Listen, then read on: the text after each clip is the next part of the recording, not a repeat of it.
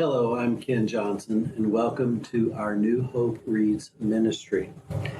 Members of our fellowship began reading the one-year Chronological Bible a few years ago, and we wanted to extend the invitation to you to read through the Bible with us as we consider God's Word on a daily basis. Our hope is that you will join us with these Bible readings each day, and that this will be a blessing for you. January 27. Job speaks of his anguish. Job 30, 1 through 31. But now I am mocked by my people younger than I, by young men whose fathers are not worthy to run with my sheepdogs. A lot of good they are to me, those worn-out wretches. They are gaunt from poverty and hunger. They claw the dry ground in desolate wastelands. They pluck wild greens from among the bushes and eat from the roots of broom trees. They are driven from human society, and people shout at them as if they were thieves. So now they live in frightening ravines, in caves, and among the rocks. They sound like animals howling among the bushes, huddled together beneath the nettles. They are nameless fools, outcast from society. And now they mock me with vulgar songs? They taunt me? They despise me and won't come near me, except to spit in my face. For God has cut my bowstring. He has humbled me. So they have thrown off all restraint. These outcasts oppose me to my face. They send me sprawling and lay traps in my path. They block my road and do everything they can to destroy me. They know I have no one to help me.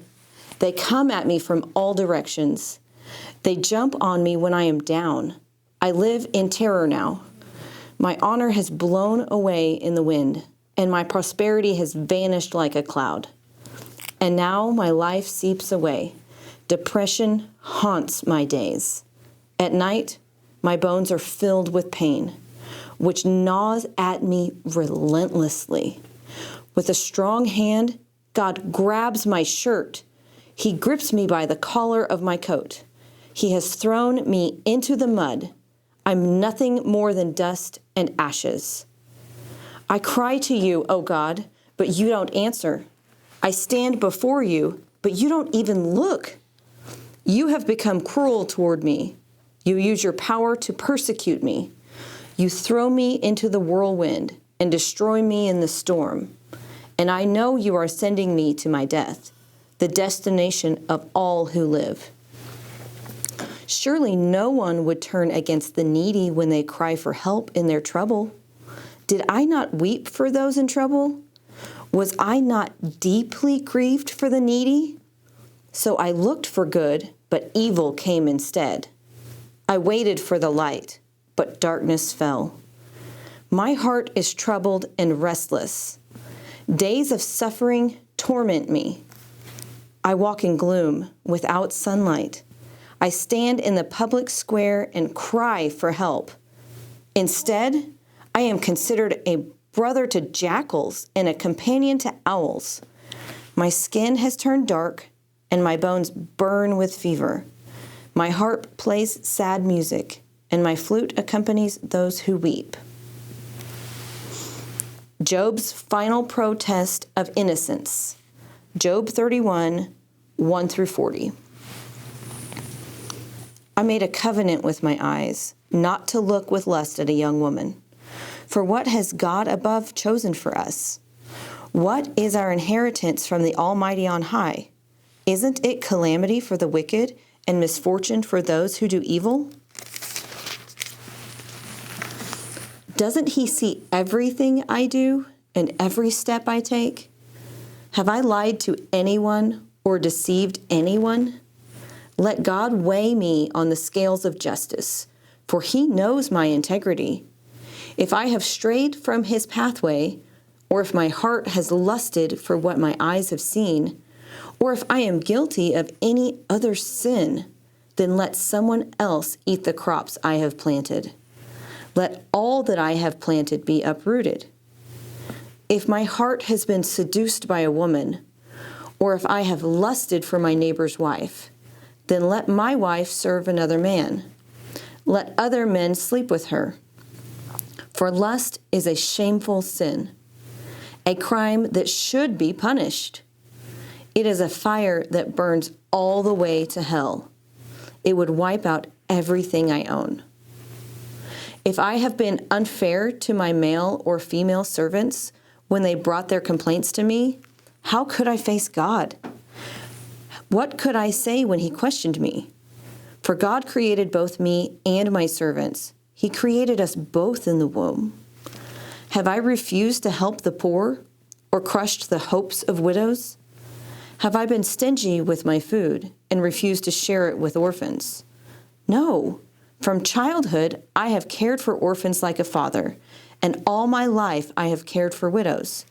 Whenever I saw the homeless without clothes and the needy with nothing to wear, did they not praise me for providing wool clothing to keep them warm? If I raised my hand against an orphan, knowing the judges would take my side, then let my shoulder be wrenched out of place. Let my arm be torn from its socket. That would be better than facing God's judgment. For if the majesty of God opposes me, what hope is there? Have I put my trust in money or felt secure because of my gold? Have I gloated about my wealth and all that I own? Have I looked at the sun shining in the skies or the moon walking down its silver pathway and been secretly enticed in my heart to throw kisses at them in worship? If so, I should be punished by the judges, for it would mean I had denied the God of heaven. Have I ever rejoiced when disaster struck my enemies or become excited when harm came their way? No, I have never sinned by cursing anyone or by asking for revenge. My servants have never said, "He let others go hungry." Have I never turned away a stranger? I have never turned away a stranger, but have opened my doors to everyone. Have I tried to hide my sins like other people do, concealing my guilt in my heart? Have I feared the crowd or the contempt of the masses, so that I kept quiet and stayed indoors? If only someone would listen to me! Look, I will sign my name to my defense. Let the Almighty answer me. Let my accuser write out the charges against me. I would face the accusation proudly. I would wear it like a crown, for I would tell him exactly what I have done. I would come before him like a prince. If my land accuses me and all its furrows cry out together, or if I have stolen its crops or murdered its owners, then let thistles grow on that land instead of wheat, and weeds instead of barley. Job's words are ended. Hi there, and welcome to New Hope Reads. I'm Mark Ruff, and we are delighted that you've joined us to share in the reading of God's Word. It's very important that we share this together and be in God's Word daily. And by the way, we'd like to invite you to join us here at New Hope Church of Christ anytime you get a chance. Sunday mornings, we have classes at 9:30. We have worship at 10:30, and you can join us live or online. Have a blessed day.